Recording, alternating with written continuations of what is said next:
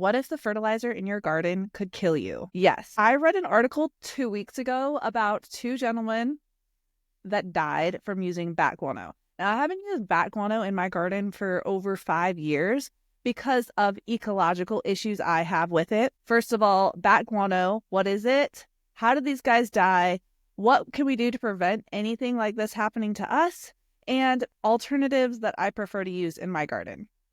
Okay, so bat guano is the poop from bats. Now, it comes in high nitrogen or high phosphorus. This depends on the type of bat.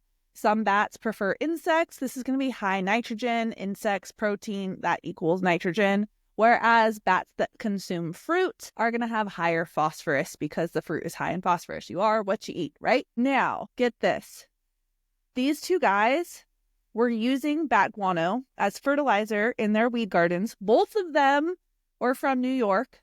Rochester, too. What the fuck? How are they both from New York? Both from Rochester, New York.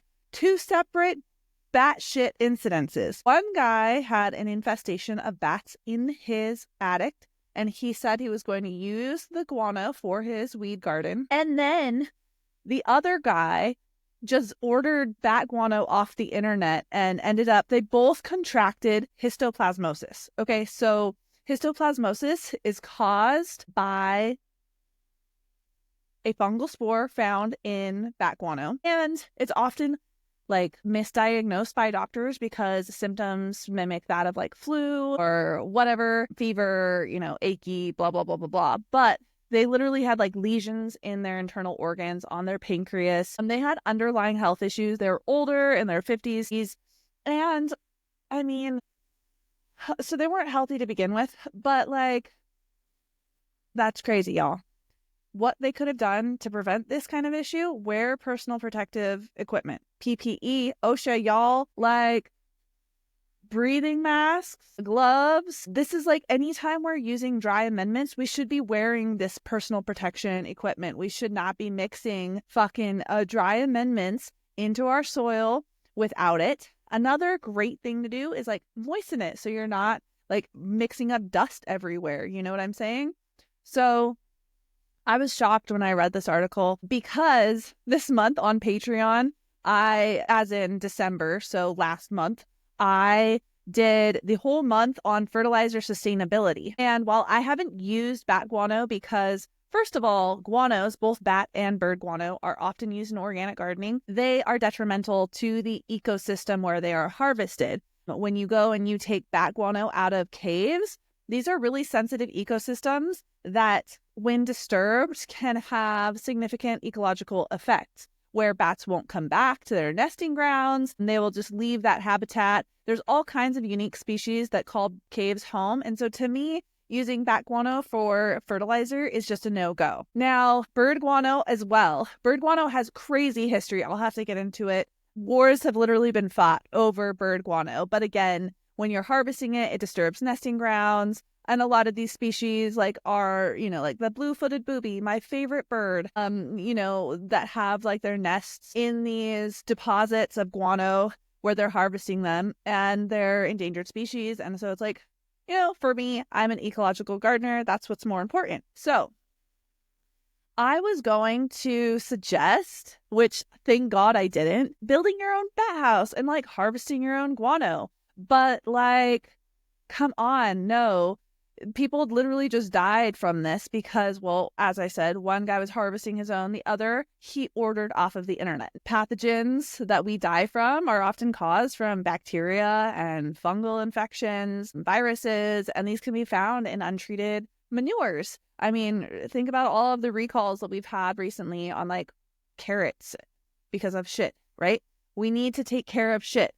That's why my big rule of thumb is like age any manure 6 months at least, and then compost it. Dude, compost is king. Get all of those good, beneficial microorganisms to break it down and outcompete any of the negative ones. So we talk about this on Patreon like all the time.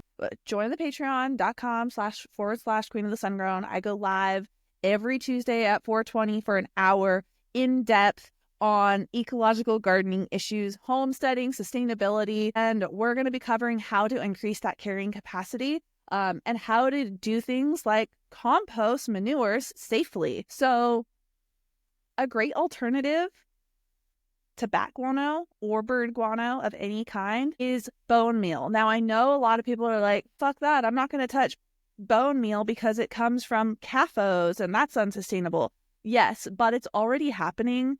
Like, we need to re-envision the whole agricultural system. So come on, RFK and Joel Salatin, let's make America healthy again and see some change in our agricultural system. Let's go regenerative ag.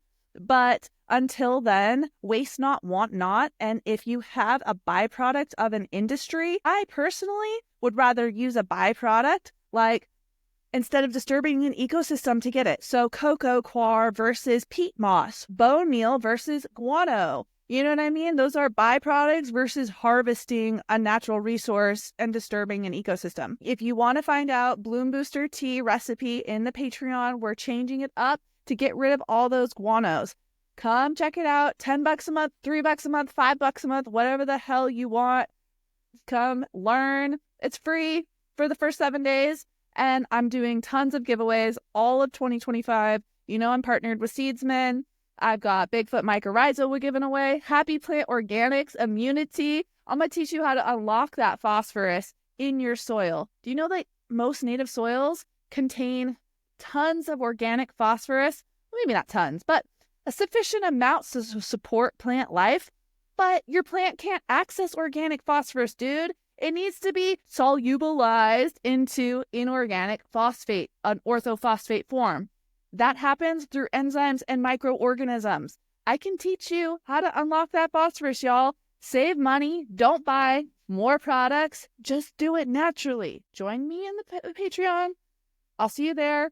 And if you want to start your own worm bin, watch this video on how to make a worm bin, because then you can make your own fertilizer for free. That's what I'm talking about. Free. Free is better. 2025, we're going to do a whole series on how to grow your garden for free, because that's what I like. As little money as possible. All right. Watch that video.